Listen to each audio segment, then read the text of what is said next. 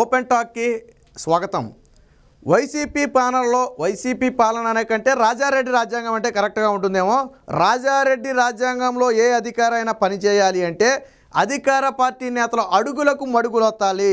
వాళ్ళు ఏం చెప్పినా కానీ జీ హుజూర్ అని తల ఊపిన అధికారులు మాత్రమే జగన్మోహన్ రెడ్డి పాలనలో పనిచేస్తారు తప్ప, లేదు మేము అక్రమాలను అడ్డుకుంటాం, ప్రజల కోసం పోరాడతాం, ప్రజల కోసమే సేవ చేస్తామని ఎవరైనా అధికారులు మాట్లాడితే వాళ్ళకి ఈ ప్రభుత్వంలో పెద్ద పెద్ద బహుమతులు ఉంటాయి. ఏంటో తెలుసా? అయితే బదిలీలు, లేకపోతే సస్పెండ్లు, లేకపోతే వేధింపులు. ఆ ఎంత అధికారైనా కానివ్వండి, కింది స్థాయిలో వీఆర్ఓ దగ్గర మొదలు పెడితే పై స్థాయిలో కలెక్టర్ వరకు ఎవరైనా సరే అధికార పార్టీ నేతల అడుగులకు మడుగులొత్తాల్సిందే. కాదు అనే వారికి ఏం జరుగుతుందో నిన్నటి ఘటనే ఒక ఉదాహరణ. మనకు తెలుసు, సరిగ్గా 20 రోజుల క్రితం తిరుపతి ఎస్పీగా ఐపీఎస్ అధికారిని అయినటువంటి మాలికా గారుకు బాధ్యతలు అయితే తీసుకుంది. మనందరికీ తెలిసిన విషయమే. అయితే బాధ్యతలు తీసుకున్న 20 రోజులు గడవక ముందే ఇప్పుడు ఆవిడను పూర్తిగా లా అండ్ ఆర్డర్కు దూరం పెడుతూ సిఐడి విభాగానికి బదిలీ చేసింది రాష్ట్ర ప్రభుత్వం. మరి 20 రోజుల్లో ఒక ఐపీఎస్ అధికారిని ఎందుకు బదిలీ చేశారు అంటే ఆ ఐపీఎస్ అధికారి నిజాయితీగా పనిచేస్తుంది అని అర్థం. నేను మొదట్లోనే చెప్పా, వీళ్ళ పాలనలో నిజాయితీగా పనిచేసి ప్రజల కోసం పనిచేస్తాం, వైసీపీ నేతల అక్రమాలను అడ్డుకుంటామంటే అలాంటి వారికి అర్హత ఉండదు. అక్కడ లా అండ్ ఆర్డర్లో అసలు ఉండేవారు. అందులోనూ కొన్ని ఏరియాల్లో అధికారులుగా పనిచేయాలంటే అక్కడ ఉన్న నేతలకు ముందెళ్ళి మనం తలొంచి వాళ్ళు చెప్పింది చేస్తామని చెప్పి ఒక హామీ ఇచ్చిన తర్వాతే బాధ్యతలు స్వీకరించాలా. అలాంటి పరిస్థితులు చిత్తూరు, తిరుపతి ప్రాంతాల్లో ప్రధానంగా ఉన్నాయి. ఇక తిరుపతి ఎస్పీగా బాధ్యతలు చేపట్టినటువంటి మాలికా గారికి గతంలో ప్రకాశం జిల్లా ఎస్పీగా కూడా పనిచేసింది. అప్పట్లోనే నిజాయితీ పరురాలుగా నిక్కచ్చిగా వ్యవహరిస్తుంది, ఆపద వచ్చిన వారికి వెంటనే ఆదుకుంటుంది. పైగా తప్పు చేసిన వారు ఎంతటి వ్యక్తి అయినా సరే శిక్ష పడాలనేది ఆవిడ ప్రధాన ఉద్దేశం అని చెప్పి అనేక సందర్భాల్లో వార్తల్లో రూపం చూసాం. ముఖ్యంగా ప్రకాశం జిల్లా ప్రజలకు సుపరిచితురాలు. ఎందుకంటే అక్కడ ఎటువంటి అవినీతి అరాచకాలు జరగకుండా, అందులోనూ అధికార పార్టీ నేతల ఒత్తిళ్లకు తలగకుండా పనిచేసినటువంటి అధికారిని మాలికా గారు. అలాంటి అధికారిని ఈరోజు తిరుపతి ఎప్పుడైతే తీసుకువచ్చారో, తిరుపతిలో రాజకీయ ఒత్తిళ్లు ఎక్కువగా ఉంటాయి. జగన్మోహన్ రెడ్డి తరువాత నెంబర్ 2గా చలామణి నేతల్లో చాలామంది తిరుపతి ప్రాంతంలోనే ఉన్నారు. కాబట్టి వాళ్ళ ఆశీస్సులు లేకుండా అక్కడ పనిచేయడం అనేది సాధ్యపడే విషయమే కాదు. ఇక మల్లికా గారికి మొదటి నుంచి కూడా ఆవిడ అక్కడికి వస్తే ఇబ్బంది అని అడ్డుకునే ప్రయత్నం చేసినా కానీ అడ్డుకోలేకపోయారు. అది విఫలమైంది. దాంతో ఆవిడకి అక్కడ బదిలీ అయింది. బదిలీ అయిన 20 రోజుల్లోనే ఆవిడ దాదాపుగా అన్నిటికీ చెక్ పెట్టే ప్రయత్నం చేసింది. ముఖ్యంగా ఒక పెద్ద మంత్రిగా చెప్పుకునే, తిరుపతిలో పెద్ద మంత్రి అంటే మీ అందరికీ ఇప్పటికీ అర్థమై ఉంటుంది, ఒక పెద్ద మంత్రిగా చెప్పుకునే వ్యక్తి అరణియార్ నది నుంచి అక్రమంగా ఇసుకను రవాణా చేస్తుంటే ఒక చెక్ పోస్ట్ ఏర్పాటు చేసి అక్రమ ఇసుకను అడ్డుకునే ప్రయత్నం చేసింది. అలాగే శ్రీకాళహస్తిలో కొంతమంది పోలీసు అధికారులు అధికార పార్టీ నేతల ఒత్తిళ్లకు తలొగ్గి ప్రతిపక్ష పార్టీ నేతల మీద అడ్డగోలుగా రౌడీ షీట్లు ఓపెన్ చేస్తున్నారు. అందులోనూ 60-70 సంవత్సరాల వయసు ఉన్న వారి మీద కూడా రౌడీ షీట్లు ఓపెన్ చేస్తున్నారని చెప్పి ఆవిడ బాధ్యతలు చేపట్టిన తర్వాత ఒక కంప్లైంట్ వెళ్ళడం జరిగింది. దాంతో శ్రీకాళహస్తికి చెందిన 3 సిఐల మీద విచారణకు ఆదేశించి నివేదిక ఇవ్వాలని చెప్పి ఆవిడ చెప్పడం జరిగింది. ఇలా 1 కాదు 2 కాదు అనేక ఘటనలు. పైగా ఈవిడ బాధ్యతలు చేపట్టిన వెంటనే సిబ్బంది మొత్తానికి ఒక ఆదేశాలు జారీ చేసింది. ప్రధానంగా అదే ఇబ్బంది అయింది. ఏంటది?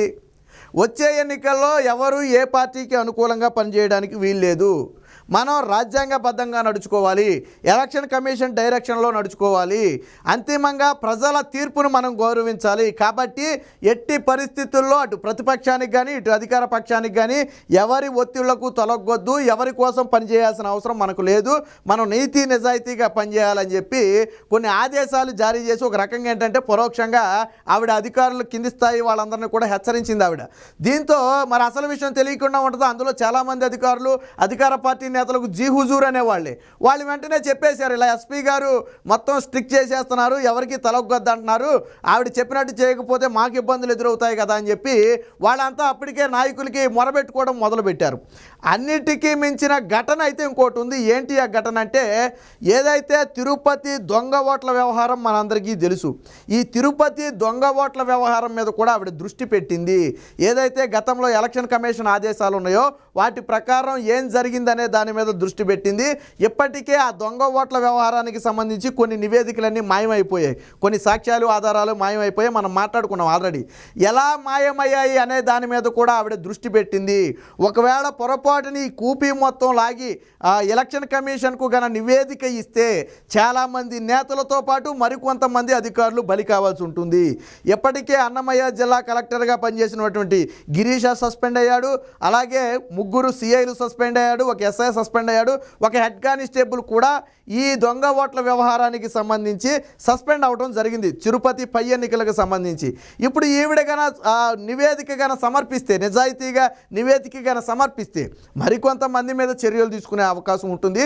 ఎన్నికలకు ముందు ఇదంతా పెద్ద తలనొప్పి వ్యవహారం అని చెప్పి ఎట్టి పరిస్థితుల్లో ఈవిడ ఎక్కువ రోజులు ఇక్కడ ఉంచకూడదు, ఉంచితే అసలుకే మోసం వస్తుంది, ఈవిడ తలుచుకుంటే ఏదైనా చేస్తుందని ఒక భయంతోనే ఆవిడని సాగనంపే పరిస్థితి. వాస్తవానికి ఎంత పెద్ద అధికారి అయినా సరే, ఎంతటి మంత్రి అయినా సరే ఈవిడికి భయపడాల్సిందే తప్ప ఈవిడ వేరొకరికి భయపడదు. ఈవిడ ఒకటే, నేను తప్పు చేయలేదు కాబట్టి ఎవరికి భయపడాల్సిన అవసరం లేదనే సిద్ధాంతంతో పనిచేసే ఉద్యోగులు చాలా తక్కువ మంది ఉంటారు. అలాంటి వారిలో మాలికా గారు కూడా ఒకరు.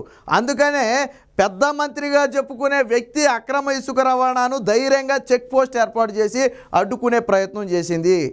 ఇది దొంగ ఓట్లకు సంబంధించిన వ్యవహారం ప్రభుత్వానికి తలనొప్పని తెలిసి కూడా అందులో జరిగిన అవకతవకలను బయటపెట్టే ప్రయత్నం చేసింది. అంతటితో ఆగలేదు. ఇంకొక ఉదాహరణ కూడా చెప్తా చూడండి. నెల్లూరు జిల్లా DCCB చైర్మన్గా ఉన్నటువంటి సత్యనారాయణ రెడ్డి ఒక పోలీస్ స్టేషన్ ముందు ధర్నా చేసి అక్రమ ఇసుకను అడ్డుకున్నారని కొంతమంది సిబ్బంది మీద దాడి చేశారు, పోలీసు సిబ్బంది మీద. అయితే అయినప్పటికీ ఆయన మీద కేసు పెట్టొద్దు, ఆయన వైకాపాకి కీలక నేత, ఒక ఎమ్మెల్యేకి రైట్ హ్యాండు, ఆయన మీద కేసు పెట్టొద్దు అని చెప్పి పై స్థాయి నుంచి ఒత్తిళ్ళు వచ్చినా పోలీసు సిబ్బంది మీద దాడి చేసిన వాడు ఎంతటి వాడైనా వదిలిపెట్టేది లేదని ఆయన మీద కేసు నమోదు చేయాలని చెప్పి ఆదేశాలు జారీ చేసింది మాలికా గారు. అంటే చూడండి, మా సిబ్బంది మీద దాడి చేస్తే పైవాడు ఎవరైనా కానివ్వండి, ఎంతటి వ్యక్తి అయినా కానివ్వండి, విధి నిర్వహణలో ఉన్నప్పుడు మా మీద దాడులు చేస్తే మేము చూస్తూ ఊరుకోం. నేనైనా ఒకటే, కానిస్టేబుల్ అయినా ఒకటే. కాబట్టి అలాంటి వారి మీద మేము నమోదు చేస్తాం కేసులు అని చెప్పి పైనుంచి వచ్చిన ఒత్తిళ్ళన్నీ పక్కన పెట్టేసి కేసు నమోదు చేయమని చెప్పి కింది స్థాయికి ఆదేశించింది. అంత నిజాయితీగా పనిచేసింది కాబట్టే ఈరోజు బహుమానంగా CIDకి బదిలీ చేశారు. అక్కడికి ఇప్పుడు మరి ఆ ప్లేస్లోకి ఎవరిని తీసుకొచ్చారయ్యా అంటే విజయవాడ శాంతి భద్రతల విభాగానికి DCPగా పనిచేసినటువంటి కృష్ణకాంత్ పటేల్ అనే ఒక అధికారిని అయితే తీసుకొచ్చి అయితే నియమించడం జరిగింది. దీనికి సంబంధించిన వార్త కూడా వచ్చింది, ఒకసారి చూద్దాం. 20 రోజుల్లోనే తిరుపతి SP బదిలీ. మాలికా గార్గ్ ఉంటే తమ అక్రమాలు సాగవని భావించిన వైకాపా నాయకులు ఒత్తిళ్లు తీసుకొచ్చి బదిలీ చేయించిన వైనం. తిరుపతి కొత్త SPగా కృష్ణకాంత్ పటేల్. ఎవరు కృష్ణకాంత్ పటేల్ అంటే విజయవాడ శాంతి భద్రత విభాగానికి DCPగా పనిచేసినటువంటి వ్యక్తి, ఆయన తీసుకొచ్చారు. ఇప్పటి వరకు మనం మాట్లాడుకున్న అధికారిని మాలికా గారికి అయితే ఇవిడే తిరుపతి SP మాలికా గారికి రాష్ట్ర ప్రభుత్వం CIDకి బదిలీ చేసింది. ఎందుకు CID అంటే లా అండ్ ఆర్డర్తో సంబంధం లేకుండా ఉంటుంది కాబట్టి CIDకి బదిలీ చేసింది. ఎందుకంటే ఎన్నికల సమయంలో ఈవిడ్ని తిరుపతిలో తీసి చిత్తూరులో చేసినా, చిత్తూరులో తీసి ప్రకాశంలో వేసినా, ఎక్కడ ఏం చేసినా అంతిమంగా అది వైసీపీకి నష్టమే. ఎందుకంటే ఆవిడ నిజాయితీగా పనిచేస్తుంది కాబట్టి అసలు లా అండ్ ఆర్డర్తో సంబంధం లేకుండా చేసేస్తే తలనొప్పి ఉండదు కదా. అందుకని ఏం చేశారంటే 20 రోజుల వ్యవధిలోనే ఇటు CIDకి బదిలీ చేశారు. ఆమె స్థానంలో విజయవాడ శాంతి భద్రత విభాగం DCPగా ఉన్నటువంటి కృష్ణకాంత్ పటేల్ని అయితే నియమించడం జరిగింది. అయితే 20 రోజుల వ్యవధిలోనూ అది కూడా ఎన్నికల షెడ్యూల్కి 1 వారం 10 రోజుల ముందే ఆవిడను బదిలీ చేశారు. ఎందుకనంటే ఇంకొక వారం 10 రోజులు ఆగితే ఎన్నికల నోటిఫికేషన్ వచ్చే అవకాశం ఉంది. వన్స్ నోటిఫికేషన్ వచ్చిన తర్వాత బదిలీ చేయడం అనేది రాష్ట్ర ప్రభుత్వ చేతిలో ఉండనే ఉండదు, ఎలక్షన్ కమిషన్ చేతిలోకి వెళ్ళిపోతుంది. కాబట్టి అప్పటి వరకు వెయిట్ చేస్తే అసలుకే మోసం వస్తుంది. పైగా తిరుపతి ఉప ఎన్నికలకు సంబంధించిన వ్యవహారం మీద దృష్టి కూడా పెట్టిందనే ఉద్దేశంతో అకస్మాత్తుగా ఈవిడైతే CIDకి బదిలీ చేస్తూ ఆవిడ తీసుకున్నారు. సరే, ఎక్కడ నియమించినప్పటికీ కూడా నీతిగా నిజాయితీగా పనిచేయడమే నా వృత్తి అని చెప్పి ఆలోచించే ఒక మహిళా అధికారిని కాబట్టి ఆవిడ ఎక్కడేసినా తప్పులేదు.